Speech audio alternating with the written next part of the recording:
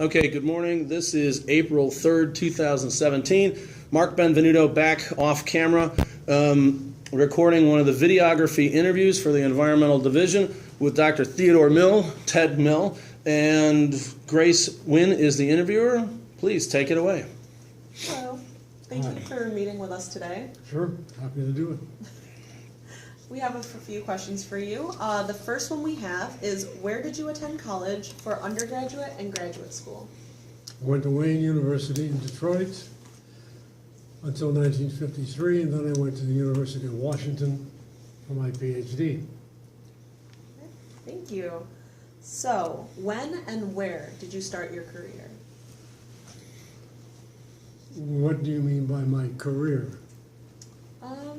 Your career as a chemist. When I was 13, I got a chemistry set. That was the start of my career. Literally. Yeah. Where did it go from there? Well, it progressed through simple chemistry and then organic chemistry, and I went to the technology branch of the City of Detroit Library to read the papers. This was during the war, and the Navy had a problem with their fighters being shot down by the Japanese because they didn't have adequate protection for the gas tanks. So the Japanese pilots recognized this and put a few holes in the gas tanks, and the planes went down. So they were asking for new inventive ideas about improved protection for the gas tanks. So I thought I would contribute the idea of making a silicone polymer, because I was interested in silicone chemistry at that time. It was new then. I was making Grignard reagents in my basement, scaring the hell out of my parents, and I made some polymers. Well, it was crap. It didn't go very far, but that was my first career in chemistry. And after that, well, I went to Wayne. I got a PhD at UW. I postdoced with a guy from Yale, very famous guy, Bill During, and then joined the DuPont Company experimental station for 3 years. Did some interesting work there, low temperature photochemistry.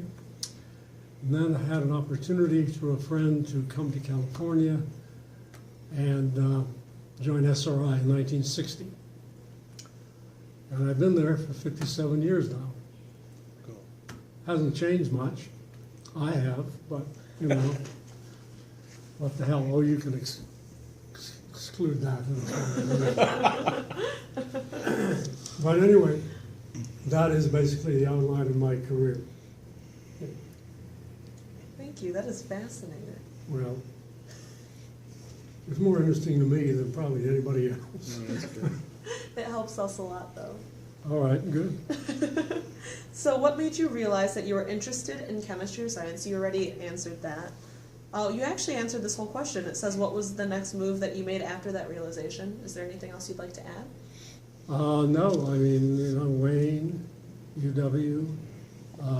It wasn't Yale University. I will tell you an interesting story. You can exclude all this, but this guy, Bill During, whom none of you would know, but you might know the name, he became famous during the war, and his face was on the cover of Time magazine as a fairly young postdoc at Harvard who had joined forces with Bob Woodward, who was very famous as a supreme synthetic organic chemist. And they made a virtual synthesis of quinine. Quinine was in short supply because the Japanese occupied the areas of the Southwest Pacific where quinine was extracted from a quinone tree. So they were famous in that right. And Bill went on to a career in chemistry. He only died about 4 years ago. He went to Columbia University, became professor there, and he had a woman come in one day in 1946 or 7 who had gone to undergrad school in New York City, got her BS in chemistry, and then went off with her very rich stockbroker husband, lived out in the rich part of north of the city, and raised some children, and then decided she wanted a PhD. So she came to Columbia, asked the chairman if she could enter the PhD program there. And he presented the idea to the faculty, all men of course, sitting around a table like this. And they each looked at each other and said, this woman was last in school in 1938. And she wants to join the PhD program now. Who here is going to take her on? Well, During was the youngest member of the faculty, so the result was that everybody else kicked the story around until it got to During, and he took her on. She did a good job. And she had a big party after she got her PhD at her mansion out in Westchester County, in a place called Katona, New York. And she approached Bill During, this is apocryphal, but she approached Bill at the party and said, would you like to have a laboratory out here on the estate and invite and hire postdocs to come and do research here that you wouldn't otherwise get funding for? And we'll have somebody who will manage the laboratory for you when you're not here. He had moved from there to Yale, which was equidistant north in New Haven. Bill said yes. So she built a laboratory on the estate. She built housing on the estate for married postdocs. She provided a house for the laboratory manager, who in his own right was a unique guy. He was one of 4 black men who got PhDs in chemistry in the decades between 1920 and 1950. And he was the manager for this laboratory as well as doing research. So I got to the lab in 1956 and joined the crew there, which was all Europeans. I was the only American, so they decided I would be the one who would help all these European PhDs find automobiles here, because I knew what American cars were like. I also did research while I was there. But the lab was going to hell on a handcart. Nobody knew it, though. The woman who built the lab and who worked in the lab for several years alongside During's wife at the time, she got bored with that. And her husband, the rich stockbroker, died, so she remarried a guy who was a writer. And he had the same interest in chemistry that most people in Westchester County did. So she spent her time in New York City on Park Avenue in their apartment. Rarely came out there, so the result was that she didn't, the postdocs were paid typically every 2 weeks when she would come out from her mansion and go in the library there, and we would each be paid our salaries. But if she wasn't there, we didn't get paid. She wasn't there very often. The secretary in the place was having her own difficulties, and the result was that after I left, not long after I left,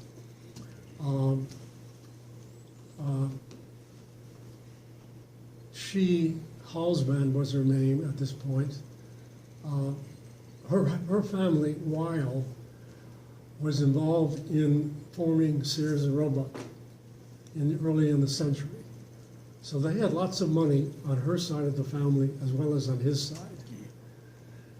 But unfortunately, after she married this writer, whom she described to several people as having dollar signs in his eyes, she fell ill. And they then closed the laboratory and gave Bill the money for postdoc salaries at Yale. But the secretary there and the laboratory manager, and I'm trying to think of his name now, they went off to Mexico together. He leaving his wife stranded in Westchester. she being a black woman in Westchester County where there wasn't another black woman who wasn't in the laundry business for miles around, was having a difficult time. So she went back to New York herself, and he and the secretary, went to Mexico where they get married. It all worked out. I heard about it later when I was still at DuPont. But unfortunately, he died in Mexico, and Anne moved back with her son, and I don't know what happened after that. A fellow here in, oh God, Steve Weininger is his name, and he is associated with a smaller university north of Boston. And he decided that the story about pickerel was unique in terms of chemical history, and he has prepared a long paper on that subject and contacted me as well as the other still living alumni of Pickerel to get background information. So I gave him what I knew, including all the gossip and all the intrigue. During himself was divorced, and he had his children come and live on the estate with him periodically. So one of our other responsibilities that I had, along with getting cars for people, was to feed the snakes and mice, or feed the snakes mice when the children were absent or when he was gone. And I lived not in a very elegant place, but we had a fairly nice small house on the estate, which Mrs. Halsband explained one day as she drove up with an elderly friend of hers to show off the estate and the house we lived in. I shared it with a German postdoc. And Gunther was my postdoc housemate. He and I were sitting on the front steps petting the cats who lived in the barn. And she drove up with this elderly lady with her, and she pointed out, this used to be, I'll use a gesture here, this used to be the place where I kept my show dogs. But we fixed it up a little bit so we could have postdocs living in it. And Gunther, although he was skilled in the English language, didn't know the more arcane terminologies. He went over to the window of the car and said, yeah, this used to be a doghouse, now it's a cat house. And Mrs. Halsband looked at him, she looked at her elderly companion, and they drove off straight away. Never came back. Grace, get us to the next question. Okay. That's good. That was the most amusing thing we had happen. That's pretty good, though. Pickerel. Why did you choose to join the environmental chemistry division at the time that you did? Well, you're asking for another long exposition, and I'm not sure you're prepared for it, but I'll give it to you briefly. Research we did at SRI in the 1960s, late 60s, 1970s, was involved with free radical chemistry.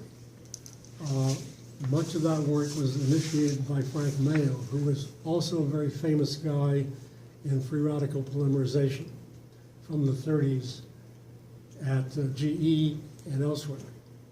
He joined SRI 4 years before I did, and he developed a large program in free radical, basic fundamental free radical chemistry, both in the gas phase and solution. And I was one of the individuals working on that, on the gas phase stuff. We developed a large amount of new information, published a number of papers, and in the 70s, there was now interest in environmental chemistry of organic compounds. In other words, where does all this stuff go when it's released from the manufacturing sites, production sites, the wholesale, and particularly in agriculture, when it's released into the fields, where does it end up? And environmental chemistry involved basically whatever happens to a compound in the environment, in the air, in the water, in the soil. So we believe that one element in the fate of organic compounds was going to be free radical chemistry, because that is the main fate in the atmosphere of all organic compounds. So we got a large amount of money for those days, $1 million or more, from the EPA to look at some fundamental features of the fate of organic compounds. And that program went on for about 20 years. Again, we did much broader range of chemistry than we had been doing in the free radical program, but that necessarily brought me into the environmental chemistry issues. That's the answer to, long answer to your short question. Good answer to that. Thank you. So we have, next question is, what advice do you have in regards to aspiring chemists and scientists and future professionals in this research field? Well, think about going into coding of computers. That may have a better future.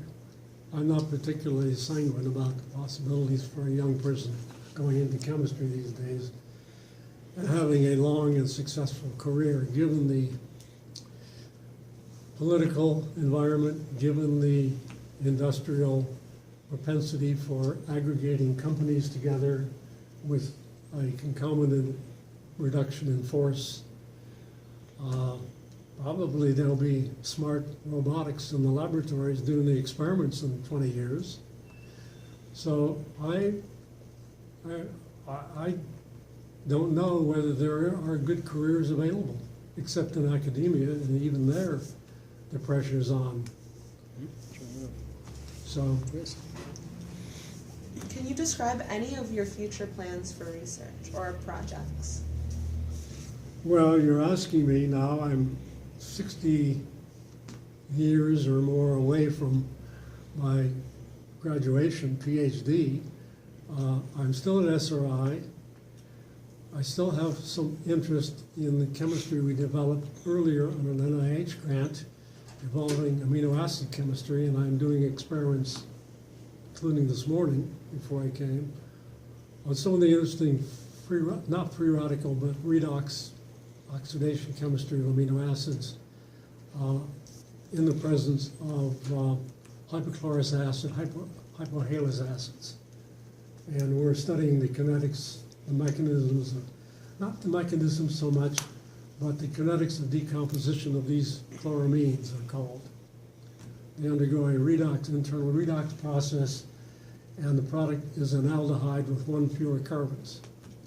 So if you want to make an exotic aldehyde that you don't have obvious access to, you can maybe find an amino acid that has one more carbon and use that, but that's pretty far out. The real reason it might be of interest is because there's a physiological process involving free radical intermediates that produce oxidative stress in mammals, including us.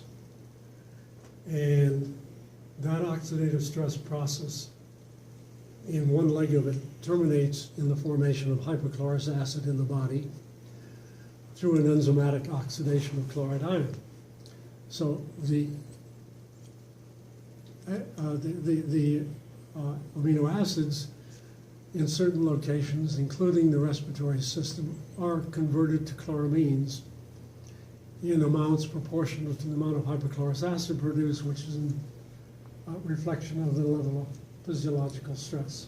So we think that as a biomarker of physiological stress, the formation of aldehydes in the lungs, which can be then volatilized into a small device that would measure them, might be a reliable, better and more reliable measure of physiological stress in individuals who are being stressed, like soldiers in Afghanistan. Will certainly be there in 20 years. That's true. So, if applicable, do you work mostly on your own or do you work with a research group? Well, the answer is both. I'm working currently with one colleague who does mass spectrometry, who's developing a device, we hope at some point, to detect the presence of the group of aldehydes characterized by this reaction I described in a small device you breathe into. So, are there any current issues, so that being news stories, politics, or social issues, that you think could hurt or help the environmental chemistry field right now? Should I mention the word Trump? Do I need to say more? Okay, next question. When do you think that green chemistry became important within academia, industry, and within the general population? Well, I was an active member of the environmental division. I'm still a member, but I'm not very active. But during the period that I was active in the late 80s, 90s, and early 2000, green chemistry became a big part of our program, and it was promulgated through EPA. I can't think of the name of the guy there who developed the green chemistry program at EPA, but he was very active in the division. And that program started, I would guess, in the early 90s, perhaps middle 90s. And it's been important, and it's growing in importance, and it's well supported, I believe. And it continues to be a part of the environmental division from what I know. And I don't really follow all the details anymore. Okay. So, are you doing anything right now to promote green chemistry or any environmental stance in your work? I guess the short answer is probably not much of anything. I have an interest in environmental fate. I'm contemplating writing a few more papers in that area, but I have no experimental work on environmental fate per se. EPA has long since abandoned us. Okay. So we have a question that is optional, so feel free to decline if you think it's too personal. But do you have a family? If so, how do you balance your family life as well as succeeding in your career?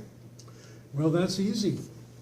I do have a family. I have 2 children. I had an older son who passed a few years ago.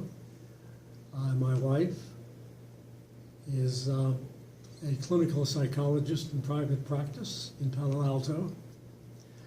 And she has a very selected clientele from Silicon Valley. Most of these people need psychiatric, psychoanalytic help to begin with. So she has an abundant patient load, and we do very well.